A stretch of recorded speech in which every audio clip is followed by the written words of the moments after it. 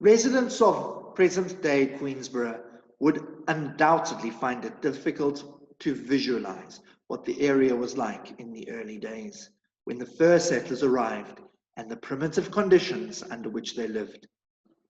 At that period, it was just a virgin bush with wild animals roaming around and a great variety of bird life. Round the 1800s, the scene gradually changed with the arrival of the settlers. At first, the newcomers had to live in tents until they could erect some sort of dwelling. Building materials were difficult to transport, as these had to come by ox wagon from Durban.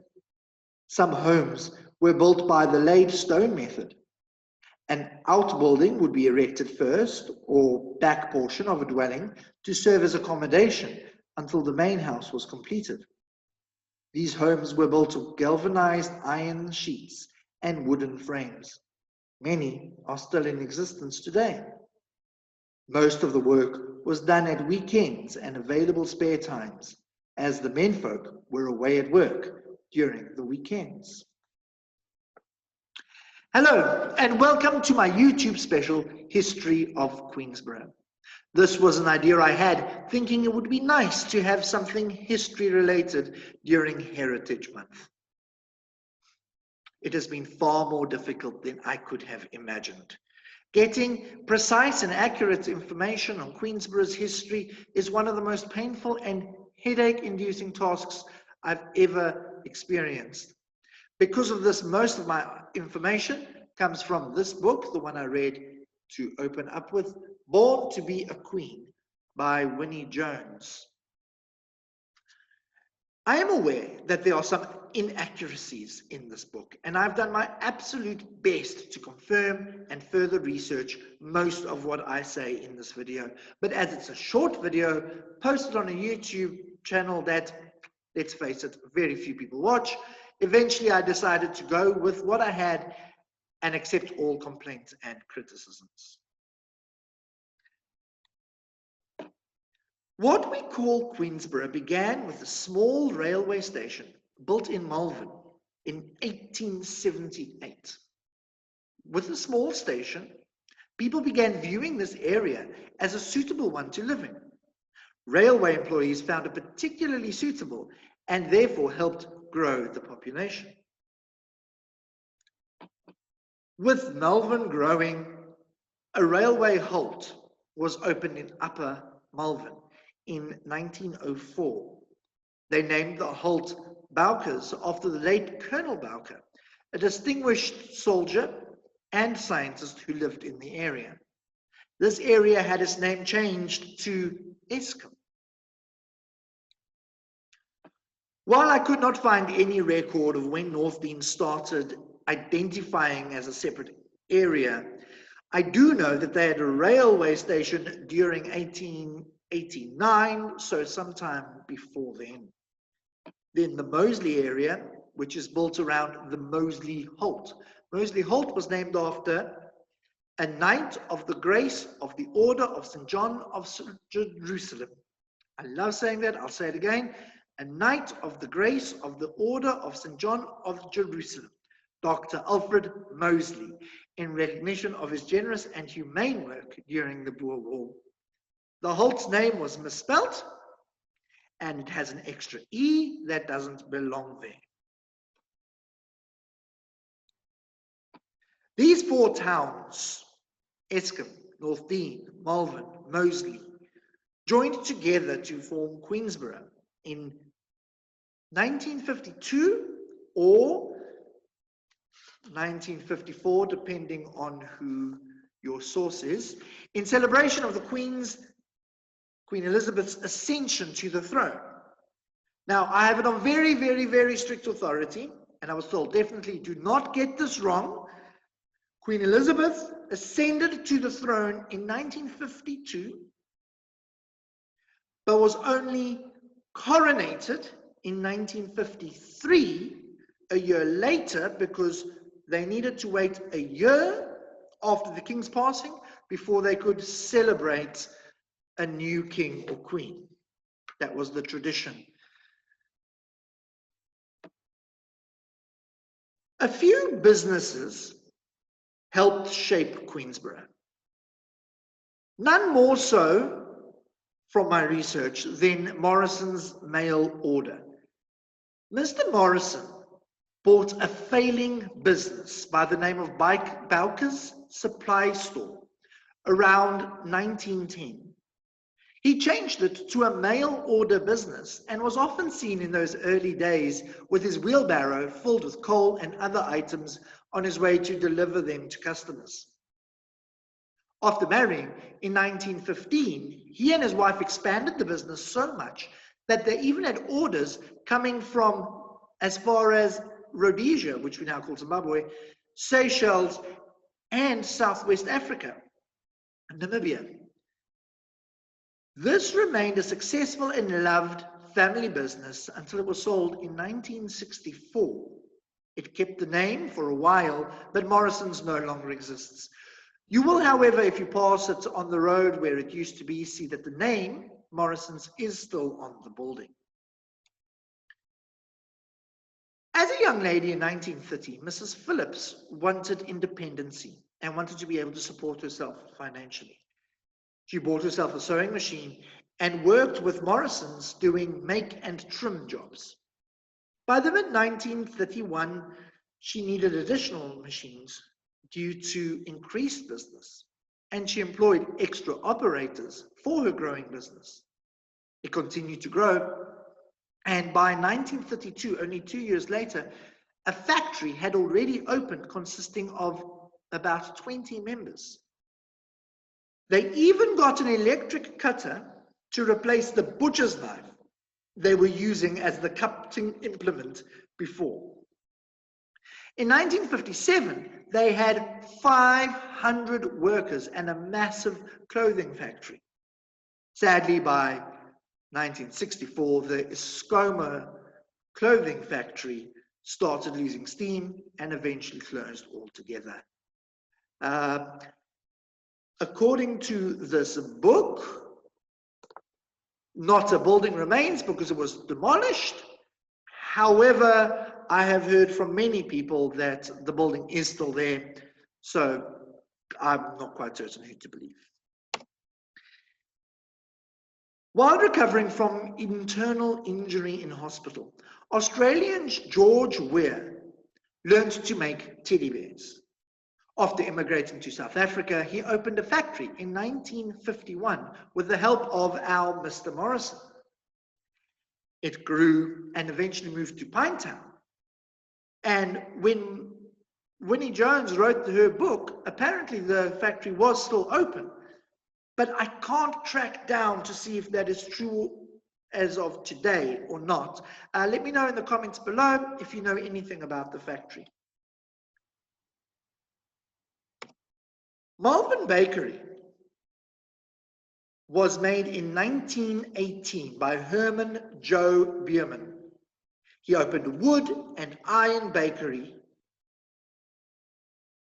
Until the 1930s, he still made his deliveries in a van that was covered and drawn by a horse. After Joe passed in 1951, the business was taken over by Bakers Limited. In 1964, the bakehouse was demolished to make way for Checkers. This caused a paradigm shift as Checkers introduced a shopping system that the residents were unfamiliar with. Rather than the counter style where one would ask an attendant to bring your shopping that everyone here was familiar with, now the customers went through aisles, collecting their own shopping as they went, what we now know as normal shopping. This was the first time a shop in Queensburgh showed trust that children wouldn't eat their sweets before paying, which is still remembered by the children who were tempted in those days. In 1960, Administrator of Natal, Mr. A.E. Trollope, laid the foundation stone at Queensburgh Civic Centre. As part of his speech, he mentioned the urge to live in the country, meaning a rural community, was inherent in all South Africans, and Queensburgh gave you the ideal combination. You live in a countrified atmosphere of peace and quiet, yet you have all the amenities of a town. For the most part, this is actually still true today. Christianity has always played a huge part in Queensburgh, as can be seen by the numerous churches and denominations that you still see. Being a Methodist, and this being on a Methodist YouTube channel, I will speak very briefly, but only on the Methodist churches. Malvern Methodist started actually as a Wesleyan church in 1882, converting a few years later to the name Methodist. The first service was held in the home of Mr. and Mrs. Rycroft. The first stones of the church were laid in 1909 by Sister Edna, and the church was officially opened September of that same year by Mr. Rycroft. The church hall was built in 1941 and cost £1,200 and was built by Arthur Brokenshaw. In the ever-changing South Africa, sadly, numbers started to dwindle, and by 1998, with a very heavy heart, it was decided to sell one of the two churches, either Malvern or North Dean. Both were put on the market, and Malvern was bought by the River Church. The first Methodist service in Eskom was held at the home of Mr. and Mrs. Wayne in 1951. Due to increase in numbers, they started meeting at the Eskom and North Dean Moth Hall. In 1956, they purchased the site from the Moth Hall, or from the Moths, and the church officially opened in 1960, with Reverend Sudbury conducting the service. Sadly, the church did not last long, and the last service was conducted by Reverend Brown in 1975, only 15 years after the opening service. Also starting as a Wesleyan church, the official opening of North Dean Methodist was in 1904 by Benjamin Greenacre. This church was ahead of its time in that the walls were made of a paper pulp that seemingly had never been used as a building material before. This experimental material lasted for nearly 66 years, and they only needed to build and open a new church in 1966. This church is still going, though after closing the Malvern Methodist, its name was changed from North Dean Methodist to Queensburgh Methodist. You may recognize that name from the channel that you are currently watching this video on. The first record of the Methodist or the Wesleyan Women's Auxiliary in Queensburgh indicates that they have been meeting since 1903, although the record of the North Dean WA states that it started in 1933.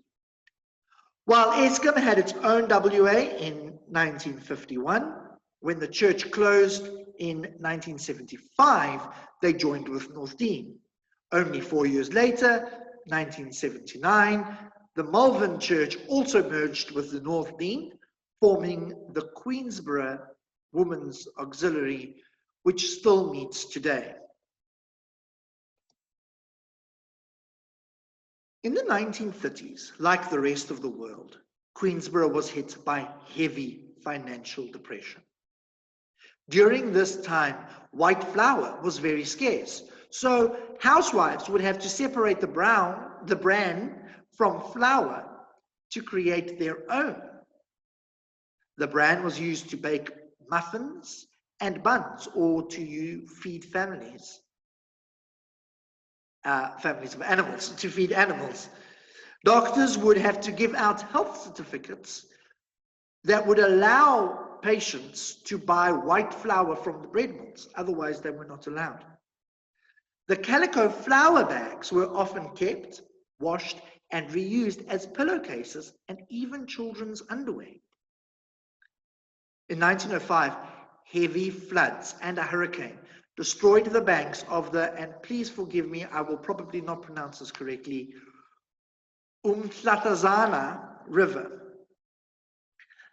This did extensive damage to roads and roofs, as well as severely diminishing over 100 different species of birds.